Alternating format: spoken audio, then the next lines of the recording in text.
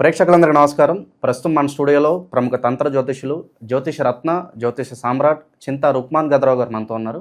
గురుగారితో మాట్లాడేద్దాం. నమస్కారం గురుగారు. మాతృదేవోభవ, పితృదేవోభవ, ఆచార్య దేవోభవ. గురుగారు, ప్రతి నెల కూడా మనం రాశి ఫలితాలు చేస్తున్నాం. గ్రహాల మూమెంట్ బట్టి వాళ్ళకి ఎలా ఉంటుందో చెప్తాం. ఇప్పుడు ఓవరాల్గా కుంభరాశి వాళ్ళకి వాళ్ళ లైఫ్ టైం, వాళ్ళ జీవిత పరిహారాలు, ఆలయ పరిహారాలు చెప్పండి. అలాగే వాళ్ళకి ఏ బిజినెస్ కలిసి వస్తాయి, జాతకంతో సంబంధం లేకుండా వీళ్ళ పరిస్థితి మెరుగుపడాలంటే మంచి గైడెన్స్ అయితే కుంభరాశి వాళ్ళకి ఇవ్వండి గురుగారు. కుంభరాశి అంటే ఇది ఒక ప్రత్యేకమైన రాశి. అన్ని ప్రత్యేకమైన రాశులే, కానీ దేని ప్రత్యేకత దానికి ఉంటుంది. ఈ కుంభరాశి అనగానే కుంభము, ఇది ఒక కలశము, ఒక కుండ, ఒక బిందె ఇట్లా వస్తుంది గుర్తు చిహ్నము. ఈ కుంభరాశిలోకి గురుగ్రహం ప్రవేశించినప్పుడే దేవతలు కూడా అమృత కలశం దొరికింది అని మనకు పురాణాలు చెప్తున్నాయి. మరి ఈ కుంభరాశి వాళ్ళు జీవిత పర్యంతము దర్శించుకోవాల్సినటువంటి ఆలయము ఎప్పుడు అంటే ఏదైతే ఉంటుంది, ఏ ఆలయం అంటే తమిళనాడులోని కుంభకోణము, ఆది కుంభేశ్వరుడు ఆలయానికి వెళ్ళి వస్తూ ఉంటే చాలు, వీళ్ళు యాక్టివేట్ అవుతూనే ఉంటారు. ఇంక దీనిలో సందేహం ఏం లేదు. అది ఏలినాటి శని గురుబలం లేకపోని ఇంకేదన్నా కానీ ఆది కుంభేశ్వర స్వామి కుంభకోణం వెళ్ళి చక్కగా దర్శనం చేసుకొని వీలైతే అక్కడ వీళ్ళు తలనీలాలు ఇచ్చే సౌకర్యం ఇచ్చేసి ఒక రాత్రి నిద్ర చేయాలి ఖచ్చితంగా. నిద్ర చేసేదాని వల్ల ఏమవుతుందంటే చెడు మొత్తం క్షేత్రం లాగేస్తుంది. దర్శించుకున్నామా ఇలా వెళ్ళామో టాటా చెప్పామనేది కాదు.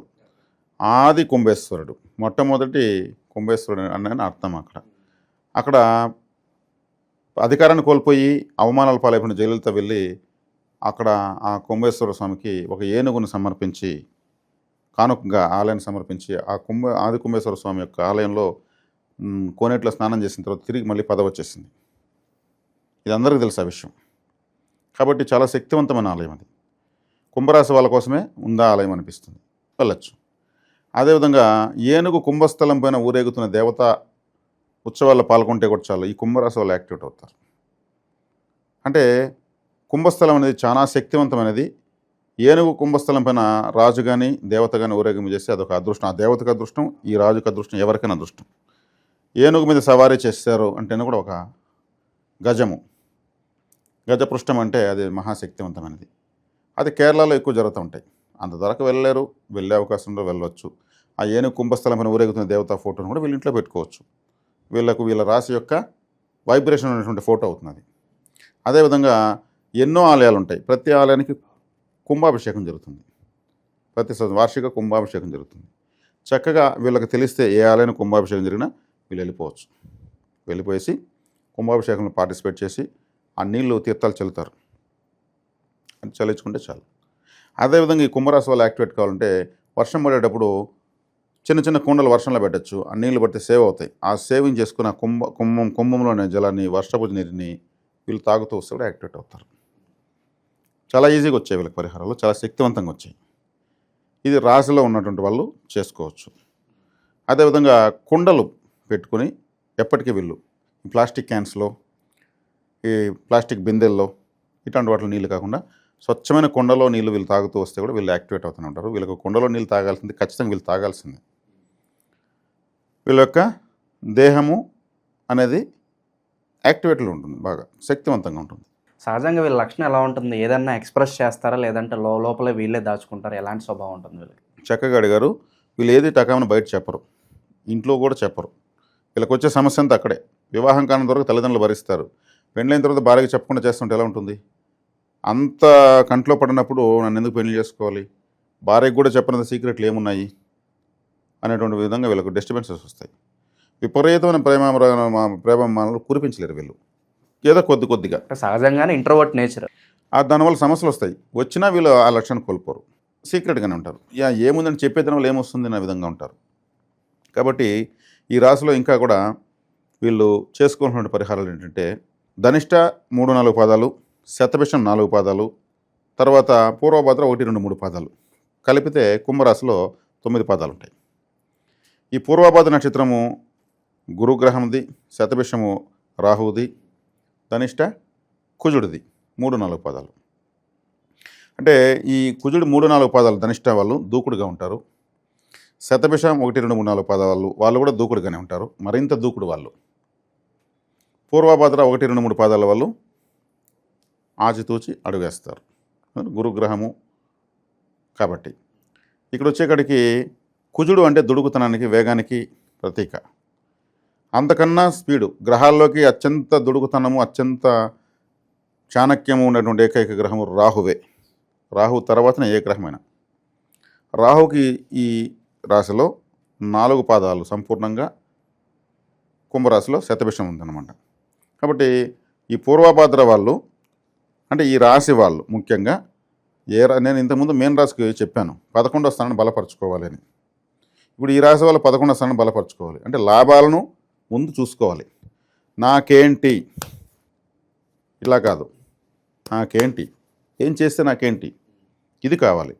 అది కావాలంటే 11వ స్థానాన్ని నా లాభం ఏంటి అంటే వీళ్ళకు ధనస్సు రాసే 11వ స్థానం అవుతుంది. ధనస్సు అంటే ఏంటి, టార్గెట్, ఎక్కువ పెట్టిన బాణం.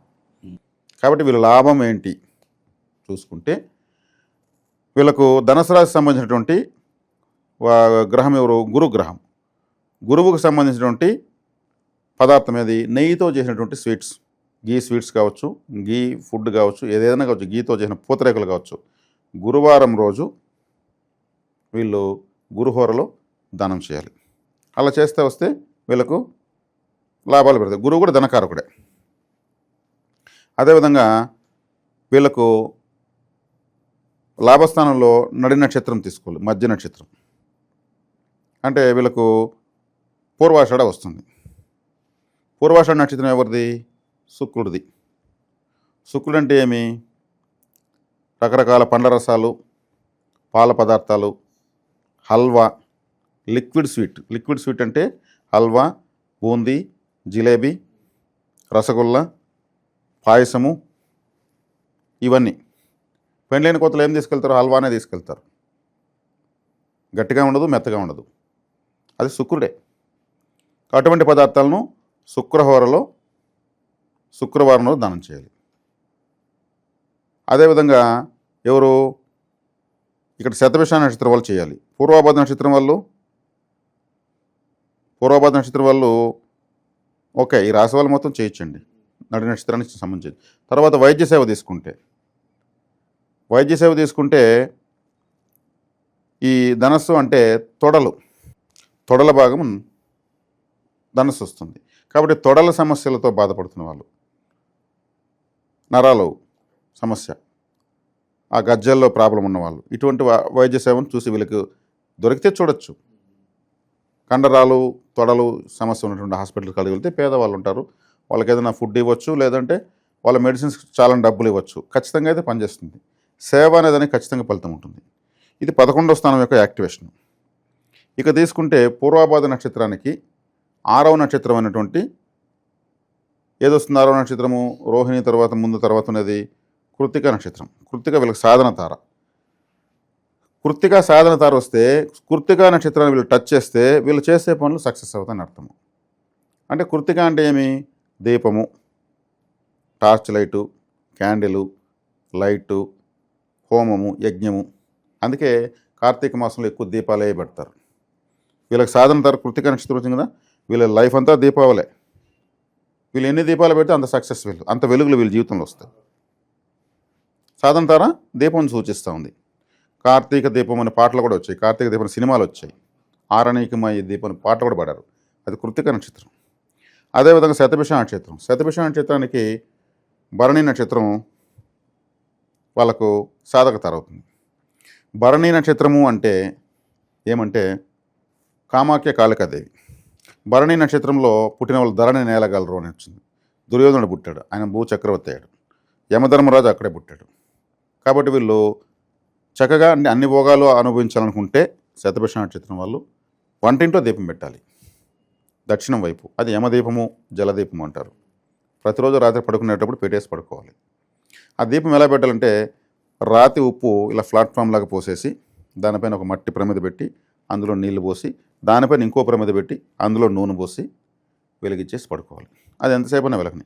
అది జలదీపము లేదంటే యమదీపం అంటారు. దక్షిణం వైపు యమధర్మరాజు ఉంటాడు కాబట్టి వీళ్ళకి సాధన తారకు ఆయన సంబంధించిన నక్షత్రం కాబట్టి బాగా కలిసి వస్తుంది. అదేవిధంగా చిత్తా నక్షత్రం, మనం ధనిష్ట నక్షత్రం వాళ్ళకు అశ్విని నక్షత్రము సాధన తార అవుతుంది.